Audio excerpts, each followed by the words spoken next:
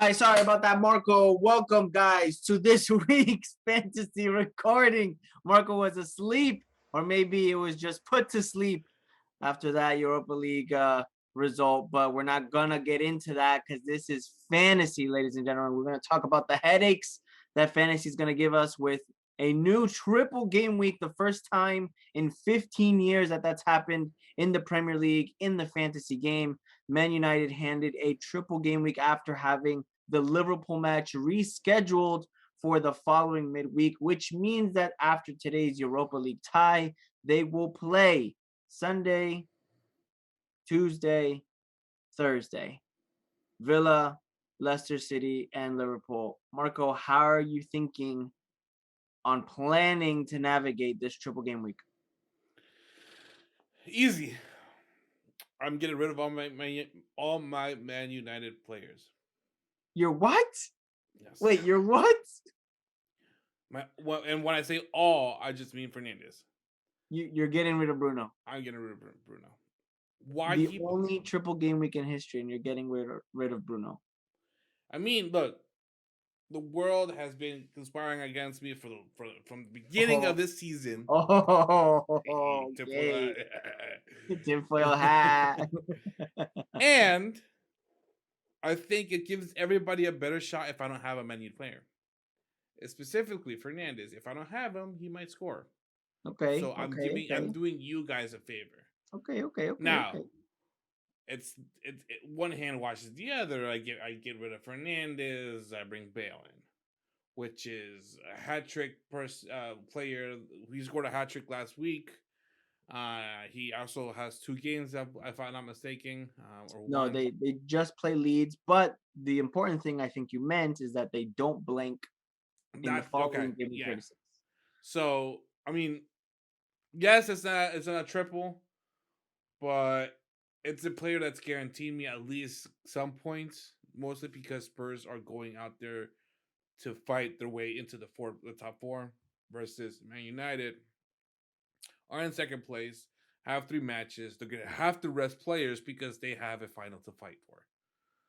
So, if you put it in a balance, I think I'll bet on Bale and get rid of Fernandez. But that's just my opinion. All right. Getting rid of Fernandez, Bruno for Bale swap, Marco saying, and getting into our weekly scores for the game week that we just endured. Game week 34 is already in the books.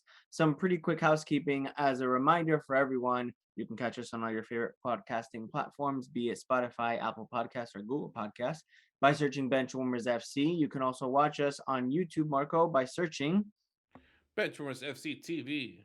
and you can find us on all social media platforms, be it Facebook, Instagram, Twitter, by searching Benchwarmers FC1. Marco, how did you do Game Week 34?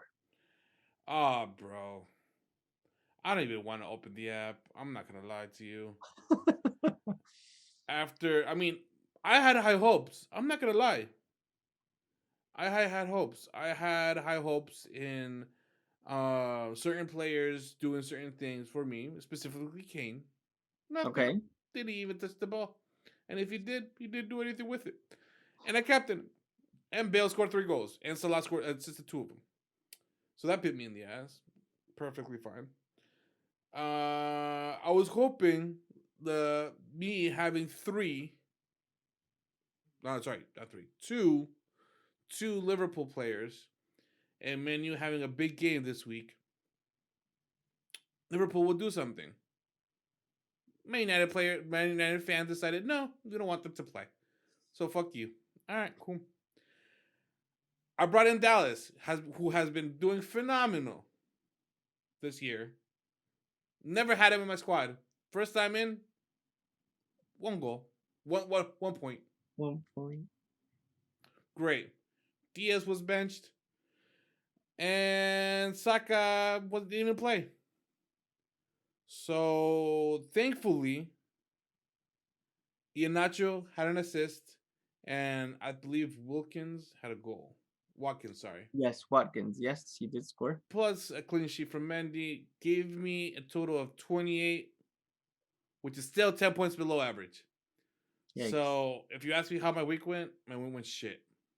My week was pretty similar because I made some transfers. I took a hit, thinking I was going to be cheeky, keeping Bruno, having the game against Liverpool, and it backfired. So the average for this week, like you were saying, Marco, was 39 points. I hit 31, just a few points above your 28.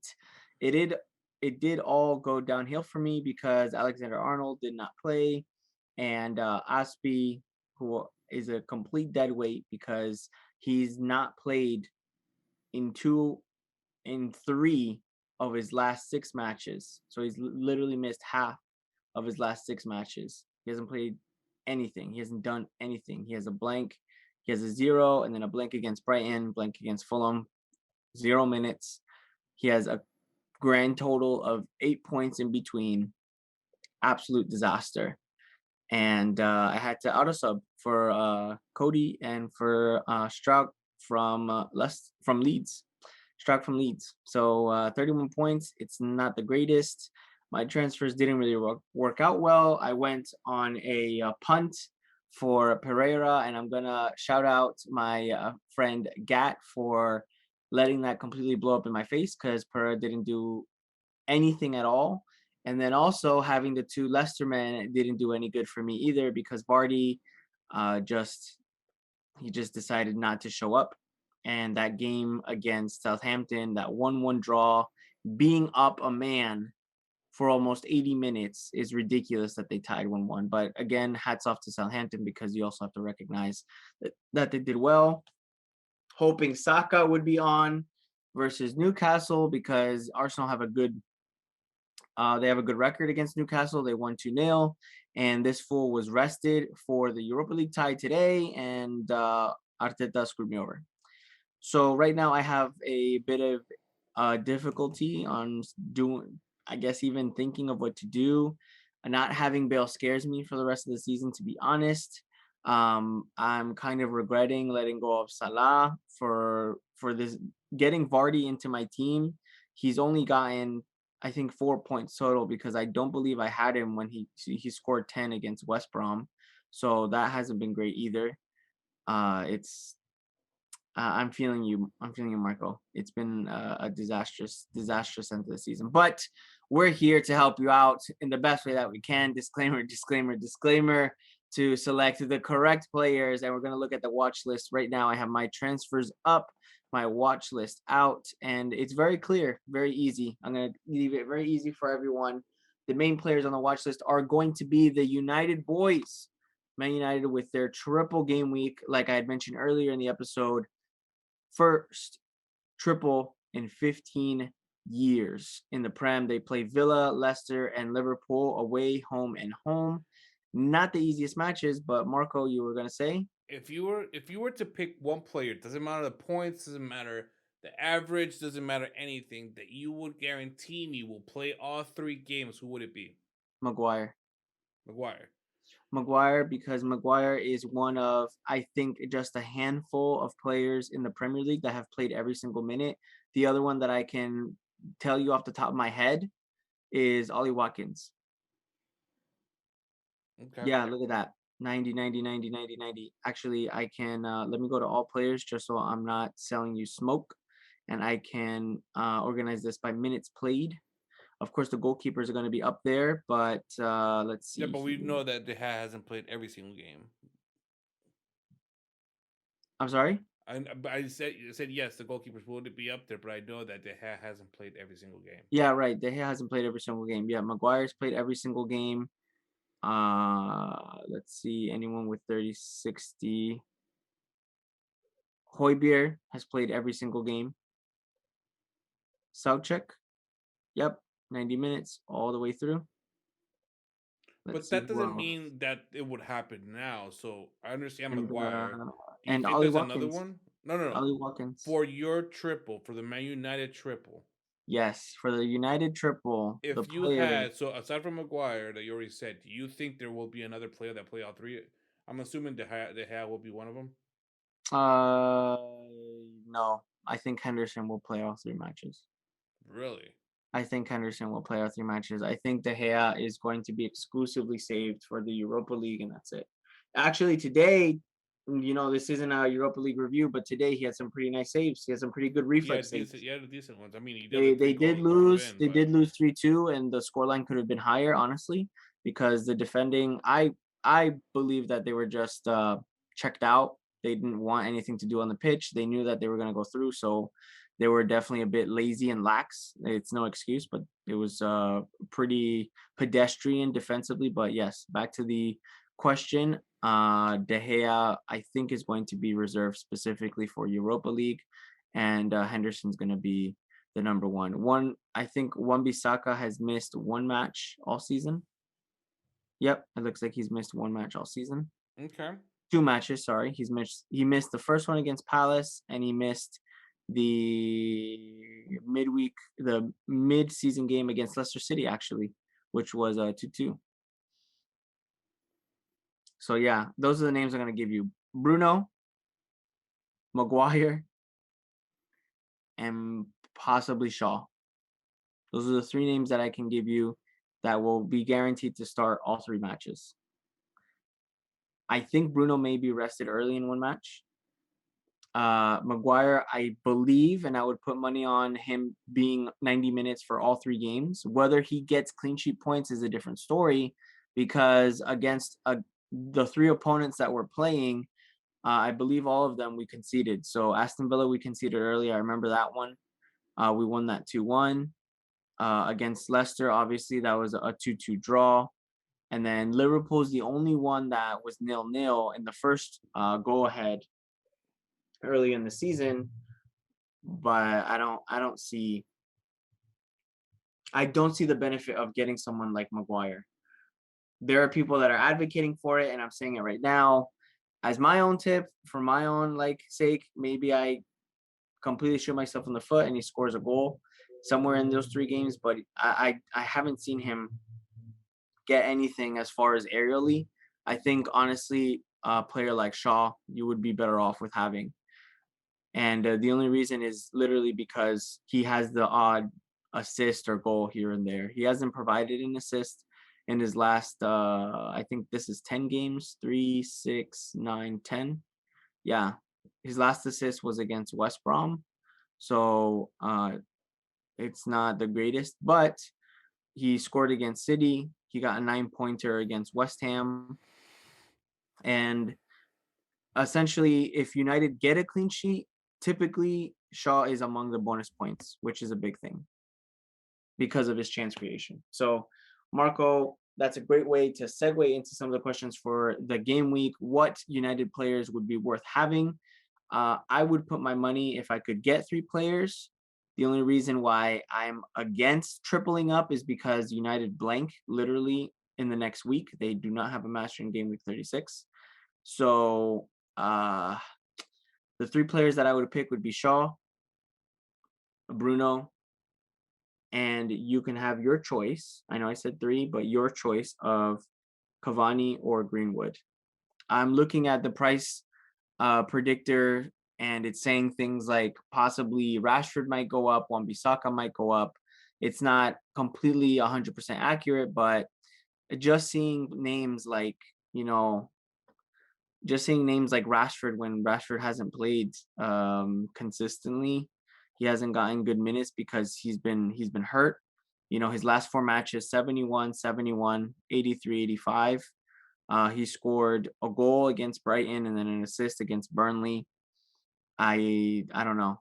I wouldn't really trust it. The thing is that with rotating the midfield just to make sure that everyone's okay and fit for the Europa League final, you do have a very good point with that, Marco. So those are my 4 names, and I would just select 3 of those: Shaw, Bruno, Greenwood, Cavani. Why Shaw over Bisaka? Shaw over Wan-Bissaka because even though Wan-Bissaka has played more minutes as far as points, Bisaka has, I think, 12. No, it looks like 13 more points. But I believe that's simply because he might have more contributions than Shaw. Let me just check that. So yeah, Shaw has Shaw has 5 assists, but only 1 goal. And Wan-Bissaka, I believe, has scored twice. And he's gotten 11 bonus points. I think Shaw only has less than that. Let me check. Okay, Shaw has gotten a lot more. Shaw has 22 bonus points to Wan-Bissaka's 11. Let me see. Clean sheets 10. I think it's going down to maybe, yeah. So the only reason why is Shaw was out with injury for a little bit.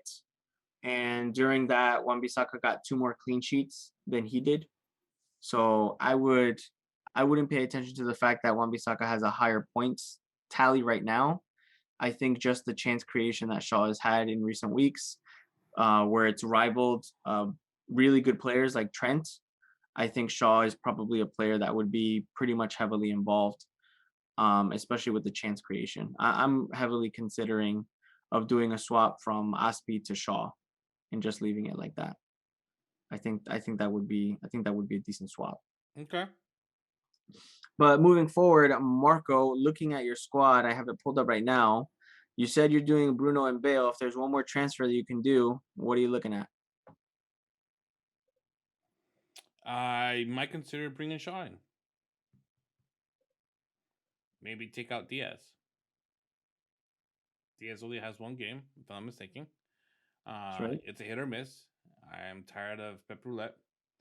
And Yeah. Shaw could guarantee me at least 2 games played. Will he Wait, clean sheet him? That's a $1 million question.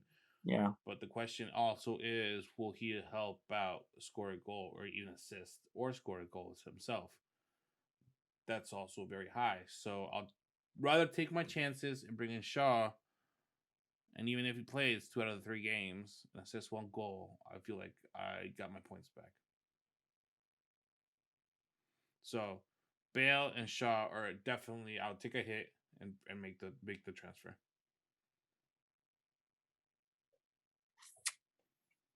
I'm looking at it, man. I think that's a good one. You still have Salah, which is great. You got Kane and Kalechi on your team, which is also good. I guess you're gonna keep Rudiger. You're gonna stick with Rudiger for their 2 games. I might take sick Rudiger. He's cheap. It's low in value. It's 4.7 as of right now, or at least in my when I purchased him. So I think I'll keep him. I'll debate on who I'm going to use as a back 3. If it's going to be Shaw, Dallas, Rudiger, or Shaw, Crosswell, and Rudiger. I think I'm leaning more for Crosswell. My man Roswell. I mean, he wasn't supposed to play the last game, and he did. Yeah, he So did. I also thought he was gonna be out injured for yeah, a much longer time. He didn't just I took a gamble. I didn't have him in my squad, and I brought him in. I mean, it didn't really work out that much. I think he got me a couple points, but I have him now, so might as Yeah, well for just the use run him. in, you're set. You're pretty much set because even though they do play Everton, they finished the season with Brighton, West Brom, and Southampton. Correcto. I think those are very, very winnable and clean sheetable matches for West Ham. Looking forward though, some of the players that you might want to stack up on, and these are players that don't blank in 36. You can load up maybe on Spurs players. They play Wolves in the next week after. Everton, they play Sheffield in the week after. And then Man City, if you want to suffer at the hands of Pep Roulette, they play Newcastle. So at this time, I think a lot of players, a lot of managers are going to be selling their Spurs assets for probably United. And I don't see that. I can honestly see that, or maybe hopefully think that Spurs players would outscore a United player despite them having a triple. If you make the argument maybe for having Bale over Greenwood, okay, Bale over Bruno, you must be crazy like Marco. And for having Son, Bale, or Kane, you're set up for the following week because again, that's the biggest issue if you triple up on United players this week is that they don't have a fixture in 36, along with a few others as well. Teams like, if I'm not mistaken, Chelsea also blank in 36, and you would be best to avoid players like those. Going over some numbers though, I think the clean sheets for this coming week, if you want to look at your defenders, we have some pretty good matches. I mean, Leicester City do play United in the second match, but in the first one they have Newcastle. I think that's good. Um, I'm gonna segue into the trap, I believe, the trap that is Crystal Palace. So Palace, Palace have two games, and they play against Southampton and Sheffield. Both of them are away.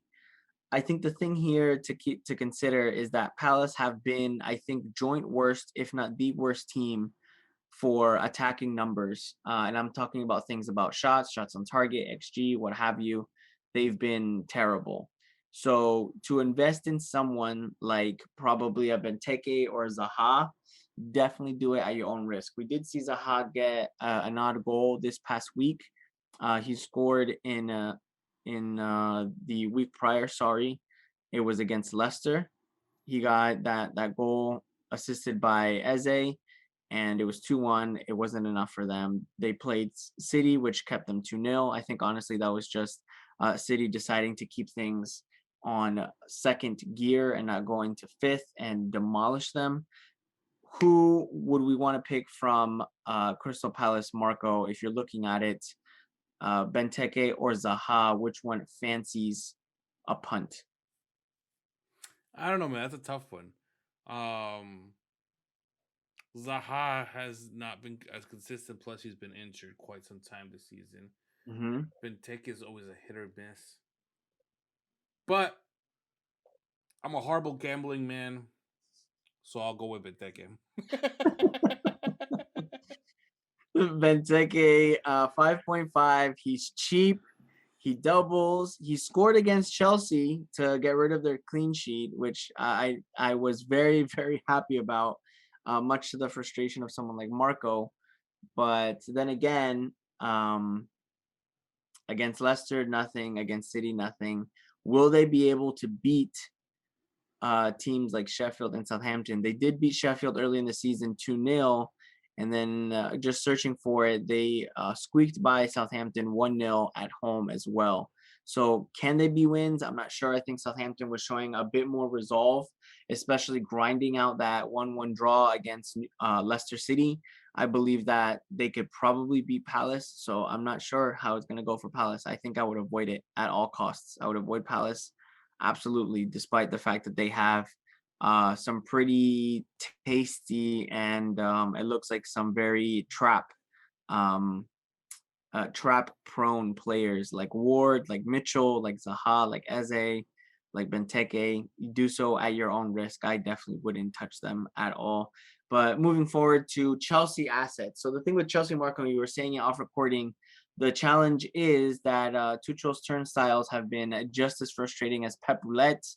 And players like Aspi, Rudiger, Christensen, Zuma, Thiago Silva, even, who's back in contention, and he was featured in the midweek game against Real Madrid.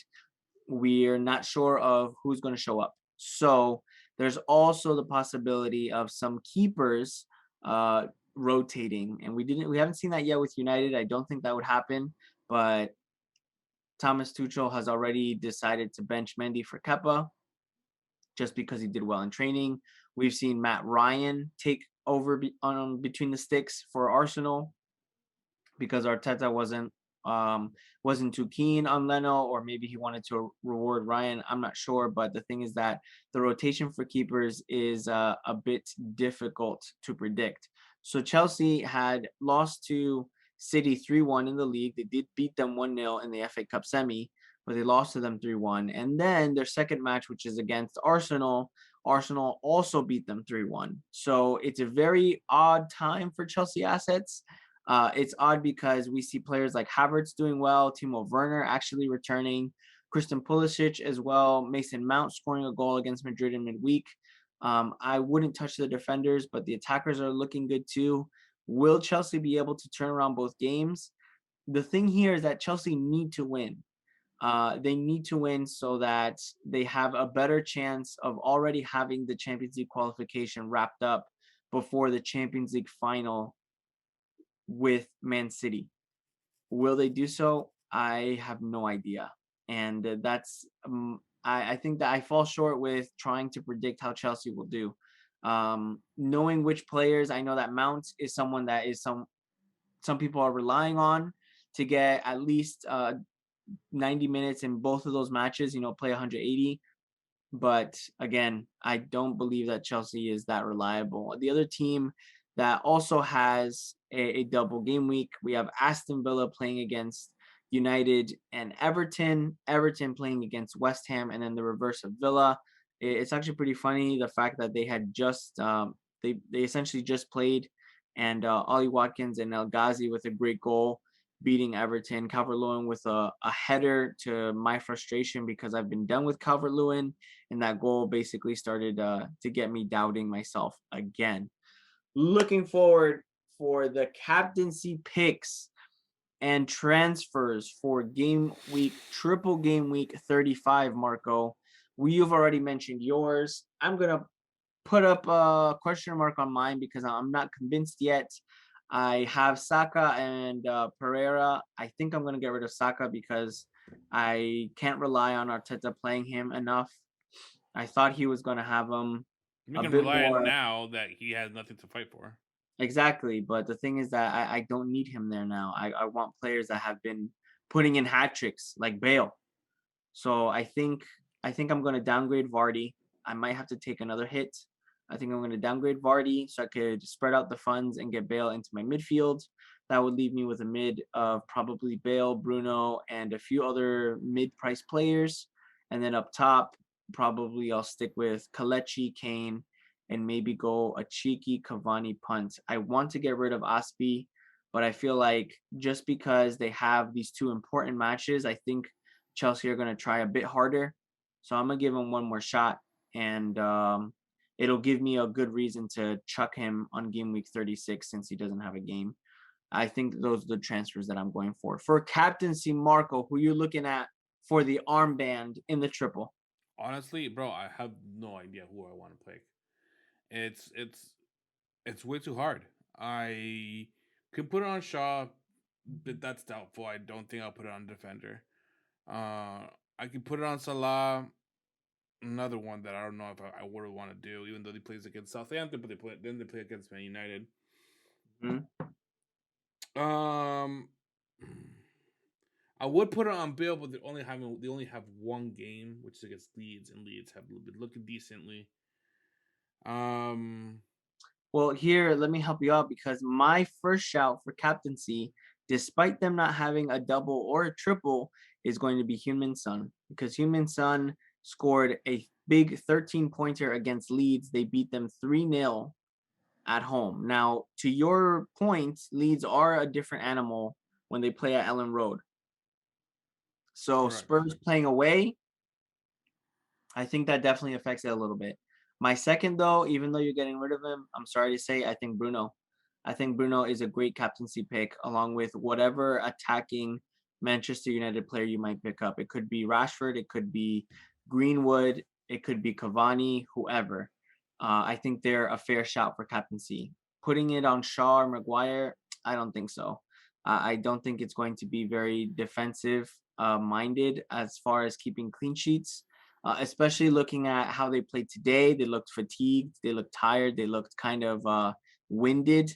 It could be that they were mentally checked out, but again, that's not an excuse for how they played. So I really think that there are some faults there. There's some cracks that are starting to show after having played every single midweek and then continuing to play every single midweek for the rest of the season. So United attacker, slap the captain's armband on him. And then for a differential pick, Marco, for the weekend, it's going to be literally anyone that has a double except for Chelsea. Anyone that has a double except for Chelsea, because even Liverpool, they're playing Southampton. They're going to want to get back at them for that 1-0 loss earlier in the season. I still can't believe that Southampton beat them 1-0 with that Danny Ings goal popped over Alisson. I can't believe that happened this season. There's so much that has happened. So they're a good captaincy shout. Even if they go 0-0 against United, I still believe that they might be able to make a goal. So a Salah or a Jota. Um, Even if you have Everton players, Calvert-Lewin, Sigurdsson, not really Richarlison, but They play West Ham and then they play Villa. I think they're going to be among the goals as well. The fact that they have a double, go right ahead for it. If you go for a punt like Crystal Palace and you really want to play it risky and try to catch up on your mini leagues, again, you can also do it. Someone like Zaha, someone like Benteke. I wouldn't really count on the defensive assets right now, but you can go ahead and slap it on them. Even Leicester City, because they play Newcastle in the first game of the week. There is that important rule that you can never back the first game of the week. You can't trust it. You don't bet on it. And we saw that in last game in 34, they tied 1-1. So I don't see the Leicester City running up the score against Newcastle. It might be a very close 1-0 or maybe even a 2-1. It could be another draw, and that would pretty much suck. But those are the captaincy shouts for this game week 35, historic triple game week 35. Marco, I wish you the best of luck to try to climb up those ranks and get out of that dreaded mid-table spot in the Benchwarmers Fantasy League. Everyone else has been participating, thank you. And we're almost there on the finish line. It's still a marathon, not a sprint. And we'll see you next week. We are the Benchwarmers. This is the Bench of the Voice, where the bench is always warm. Peace, everyone. Deuces.